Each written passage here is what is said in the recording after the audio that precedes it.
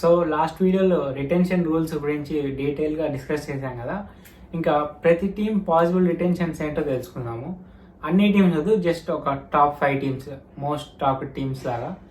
And retention 6 ఉన్నప్పటికీ ప్రతి team 6 అయితే అసలు వాడదు. ఎందుకంటే జైషాలు కావాలనే ఆ 4th retention 5th రిటెన్షన్ని 18 and 14 crores చేశారు.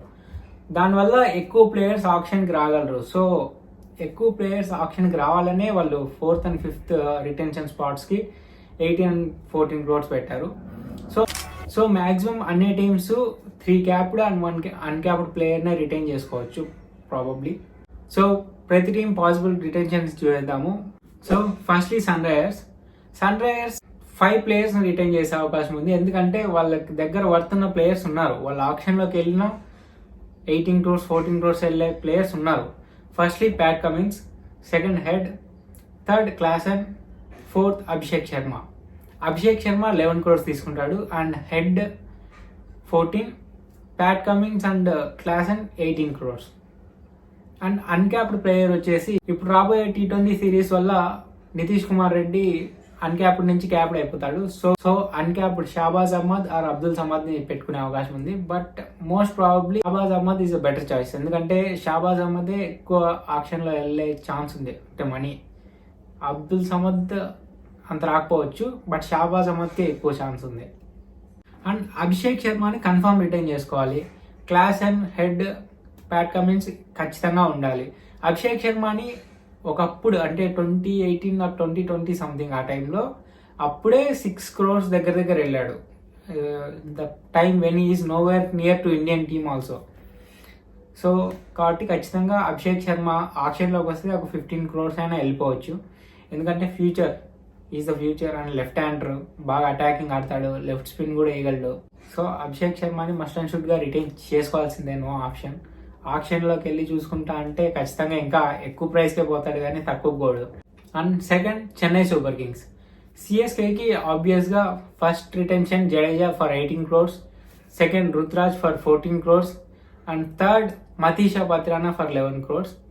అండ్ అన్క్యాప్డ్ లిస్ట్లో ధోని వచ్చేస్తారు 4 క్రోర్స్కి. సో వీళ్ళు 4 రిటెన్షన్స్ చేసుకుంటారు అండ్ 2 RTMs వాడేస్తారు.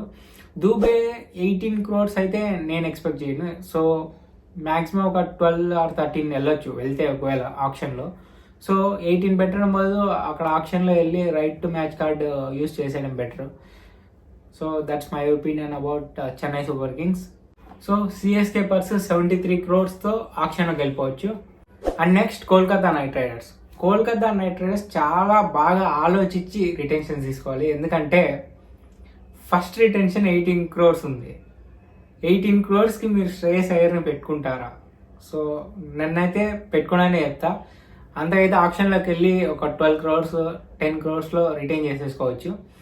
సో ఒకవేళ వాళ్ళు రెస్పెక్ట్ ఇచ్చి కెప్టెన్ గెలిపించాడు అని ఆలోచించి పెట్టుకుంటే first Shreyas Iyer for 18 crores, second Russell for 14 crores, third Narine for 11 crores and next 18 క్రోర్స్కి ఖచ్చితంగా 4th రిటెన్షన్లో స్టార్క్ ఉండాల్సిందే. ఎందుకంటే లాస్ట్ టైం కూడా చూసాం 20 క్రోర్స్ వెళ్ళాడు, 20 అబోవ్.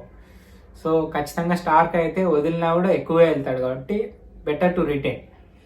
అండ్ అన్క్యాప్డ్ ప్లేయర్లో హర్షిత్ రాణా ఉండొచ్చు ఈ T20 సిరీస్ లేకపోతే. కాబట్టి మేబీ అంక్రిష్ రఘువంశీ, తను చాలా బ్యాటింగ్ బాగా ఆడాడు. సో నాకు తెలిసి అంక్రిష్ రఘువంశీని పెట్టుకునే అవకాశాలు చాలా ఎక్కువ ఉన్నాయి. సో కోల్కతా నైట్ రైడర్స్ కూడా 55 క్రోర్స్తో ఆప్షన్లోకి వెళ్ళే అవకాశాలు ఎక్కువ ఉన్నాయి. అండ్ ఫైనల్గా 2 టీమ్స్ గురించి డిస్కస్ చేయాలి. ఒకటి Mumbai Indians, 2 RCB. So talk ఏంటంటే రోహిత్ శర్మ ముంబైని వదిలేసి LSGకి వెళ్తున్నాడని టాక్. సోర్స్ ఏంటి అనుకుంటున్నారా?